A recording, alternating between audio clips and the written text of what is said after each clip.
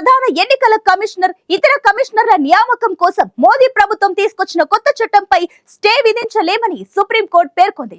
ఈ చట్టాన్ని సవాల్ చేస్తూ దాఖలైన పిటిషన్లపై విచారణ జరిపిన సుప్రీంకోర్టు కేంద్రానికి నోటీసులు జారీ చేసింది.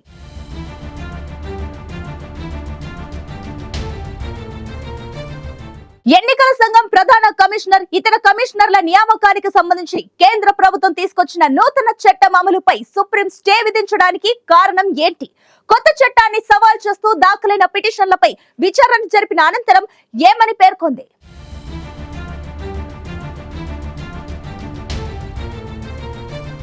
పార్లమెంటులోని ఉభయ సభల్లో ఆమోదం పొందిన ప్రధాన ఎన్నికల కమిషనర్ల బిల్లుకు రాష్ట్రపతి ద్రౌపది ముర్ము ఇప్పటికే ఆమోదముద్ర వేశారు. న్యాయశాఖ మంత్రి అర్జున్ రామ్ మేఘ్వాల్ గతేడాది ఆగస్టు 10న ఈ బిల్లును రాజ్యసభలో ప్రవేశపెట్టగా ఆమోదం పొందింది. అనంతరం రాష్ట్రపతి ఆమోదముద్ర వేయడంతో అది చట్టరూపం దాల్చింది. దీంతో ఇక మీదట కేంద్ర ప్రభుత్వంలో కార్యదర్శి స్థాయిలో పనిచేసిన అధికారులు మాత్రమే ఈ పదవులకు అర్హులు. ప్రధాన ఎన్నికల కమిషనర్ పోస్టులకు తొలుత న్యాయశాఖ మంత్రి ఆధ్వర్యంలోని సెర్చ్ కమిటీ 5 సభ్యుల జాబితాను రూపొందిస్తోంది. ప్రధానమంత్రి, లోక్సభలో ప్రతిపక్ష నేత, ప్రధానమంత్రి నామినేట్ చేసిన కేంద్ర మంత్రితో కూడిన ఎంపిక కమిటీ, సెర్చ్ కమిటీ సిఫార్సు చేసిన జాబితా నుంచి ప్రధాన ఎన్నికల కమిషనర్ పోస్టులకు వ్యక్తులను ఎంపిక చేస్తుంది. వారి నియామక ఉత్తర్వులను రాష్ట్రపతి జారీ చేస్తారు.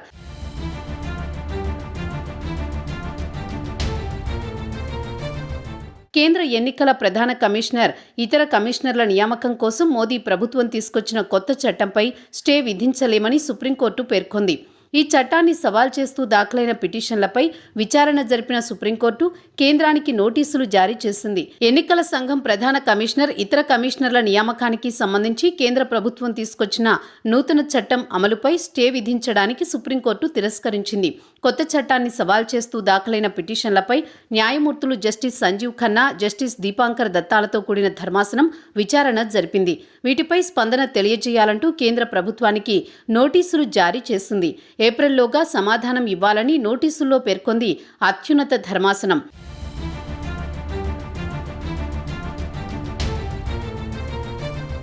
ఎన్నికల కమిషనర్లను నియమించే ప్యానెల్ నుంచి ప్రధాన న్యాయమూర్తిని మినహాయిస్తూ తీసుకొచ్చిన చట్టాన్ని వ్యతిరేకిస్తూ కాంగ్రెస్ నేత జయా ఠాకూర్ పిటిషన్ దాఖలు చేశారు. ఈ చట్టం అధికార విభజనకు వ్యతిరేకంగా ఉందని, వెంటనే దీనిపై స్టే విధించాలని ఆమె తరపున హాజరైన సీనియర్ అడ్వకేట్ వికాస్ సింగ్ వాదించారు. కేంద్రం స్పందన ఏంటో తెలియకుండా చట్టంపై స్టే విధించలేమని ఈ సందర్భంగా సుప్రీంకోర్టు వ్యాఖ్యానించింది. ఈ మేరకు కేంద్రానికి నోటీసులు జారీ చేసింది.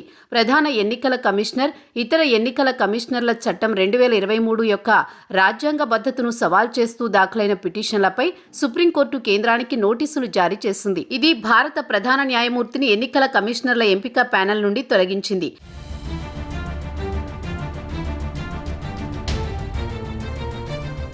ప్రధాన ఎన్నికల కమిషనర్ల నియమించే ప్యానెల్ నుంచి భారత ప్రధాన న్యాయమూర్తిని మినహాయిస్తూ తీసుకొచ్చిన చట్టంపై రాజకీయ వివాదం నెలకొంది. ఈ చట్టంపై జయా ఠాకూర్ సహా పలువురు సుప్రీంకోర్టులో పిటిషన్లు దాఖలు చేశారు. న్యాయవాది గోపాల్ సింగ్ కూడా సిఈసి, ఈసీల నియామకాలపై కేంద్ర ప్రభుత్వానికి విస్తృత అధికారాలను కల్పించే కొత్త చట్టాన్ని రద్దు చేయాలని కోరుతూ సుప్రీంకోర్టును ఆశ్రయించారు. సిఈసి, ఈసీల నియామకం కోసం పారదర్శకమైన తటస్థ, స్వతంత్ర ఎంపిక కమిటీని ఏర్పాటు చేసేలా కేంద్రాన్ని ఆదేశించాలని కోరారు. తాజాగా ఈ పిటిషన్లపై విచారణ జరిపిన న్యాయస్థానం కేంద్ర ప్రభుత్వం వాదనలు వినకుండా స్టే విధించలేమని పిటిషనర్లకు స్పష్టం చేసింది. పాత చట్టం ప్రకారం సిఈసి, ఈసీలను ప్రభుత్వ సిఫార్సుల మేరకు రాష్ట్రపతి నియమించేవారు. కేంద్రం కొత్తగా తీసుకొచ్చిన చట్టం ప్రకారం ఇక నుంచి ఈ బాధ్యతలను సెర్చ్, ఎంపిక కమిటీలు నిర్వహించనున్నాయి.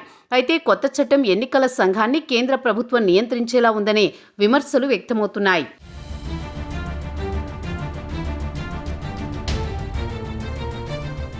భారత ఎన్నికల సంఘంలోని 3 సభ్యుల నియామకానికి సంబంధించిన విధి విధానాలను ఏర్పాటు చేయడం ఈ బిల్లు లక్ష్యం. ప్రధానమంత్రి, ప్రతిపక్ష నాయకుడు, భారత ప్రధాన న్యాయమూర్తితో కూడిన ప్యానెల్ ఎన్నికల కమిషన్ను ఎన్నుకోవాలనే సుప్రీంకోర్టు ఆదేశాలతో ఈ బిల్లు విభేదిస్తుంది. ఎన్నికల సంఘాన్ని నియమించాల్సిన విధి విధానాలపై సుప్రీంకోర్టు గతేడాది మార్చిలో ఓ తీర్పును వెలువరించింది. ఈ తీర్పు ప్రకారం ప్రధానమంత్రి, ప్రతిపక్ష నాయకుడు, ప్రధాన న్యాయమూర్తితో కూడిన కమిటీ ఎన్నికల కమిషనర్లను ఎంపిక చేస్తుంది. జస్టిస్ కెఎం జోషి జోసెఫ్ నేతృత్వంలోని సుప్రీంకోర్టు రాజ్యాంగ ధర్మాసనం ఈ తీర్పును ఇచ్చింది. పార్లమెంటు కొత్త బిల్లును ఆమోదించే వరకు ఈ విధి విధానాలను అనుసరించాలని స్పష్టం చేసింది. అయితే పార్లమెంటు తీసుకువచ్చిన కొత్త బిల్లుతో సుప్రీంకోర్టు ప్రధాన న్యాయమూర్తి పాత్రను పక్కన పెట్టేశారు. సిఈసి, ఈసీ కమిషనర్ల నియామకంలో సుప్రీంకోర్టును దూరంగా ఉంచారు. ఈ బిల్లు ప్రకారం ఎన్నికల కమిషనర్లపై సుప్రీంకోర్టు సివిల్, క్రిమినల్ చర్యలు తీసుకోవడానికి కూడా అర్హత ఉండదు.